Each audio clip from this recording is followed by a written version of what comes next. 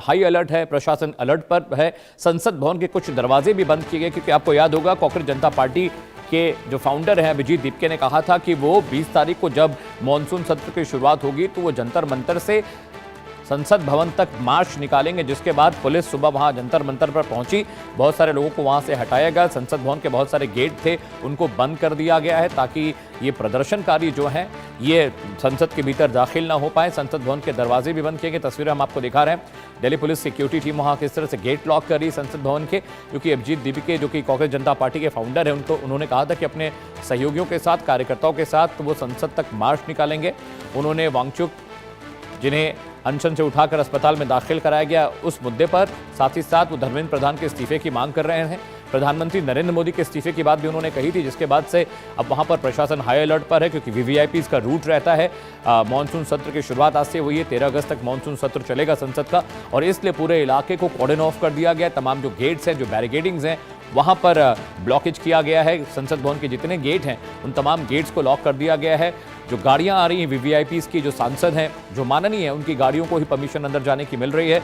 वहां पर rapid action force तैनात की गई है, दिल्ली पुलिस डिप्लॉय किया गया है, और जो इंटरनल सिक्योरिटी खुद की, जो पार्लियामेंट की अपनी इंटरनल सिक्योरिटी है, उसे भी वहां पर डिप्लॉय किया गया। देखिए तस्वीरों में किस तरह से वहां पर जो सिक्योरिटी टीम है वो भाग कर जा रही है। गेट लॉक किया जा रहा है, क्योंकि अभिजीत दीपके ने ये बात कही थी कि वो जंतर मंतर से संसद भवन तक मार्च निकालेंगे, जिसके बाद से एहतियातन वहां पर तैयारियां कर ली गई हैं। देखिए किस तरह से वहां पर जो पुलिस के लोग वहां पर किस तरह से भागते दिखाई दे रहे हैं, गेट लॉक करते दिखाई दे रहे हैं।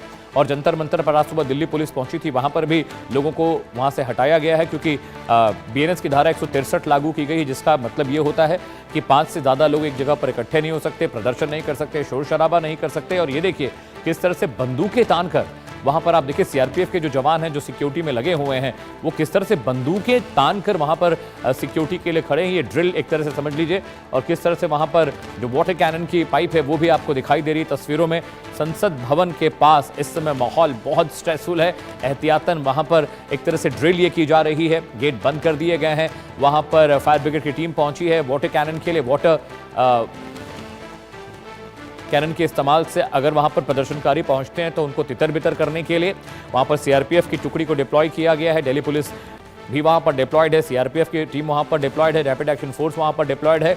इसके अलावा जो इंटरनल सिक्योरिटी टीम है संसद भवन की, पार्लियामेंट की, जो दिल्ली पुलिस के सीआरपीएफ के पास और दिल्ली पुलिस के पास रहती है, वहां पर भी देखिए डिप्लॉयमेंट बहुत ज़्यादा बढ़ा दी गई है। ये देखिए क्यूआरटी जो क्विक रिस्पांस टीम है सीआरपीएफ की, वो देखिए वहां पर मोर्चा लिए हुए आपको तस्वीरों में दिखाई दे रही है। ड्रिल एक तरह से चल रही है, यानी अगर कुछ होता है, प्रदर्शनकारी पहुंचते हैं संसद भवन के गेट तक, तो किस तरह से उनको कंट्रोल किया जाए, किस तरह से उन पर लगाम लगाई जाए। ये तस्वीरें देखिए किस तरह से दिल्ली पुलिस की जो टीम है भागती हुई आपको दिखाई दे रही है।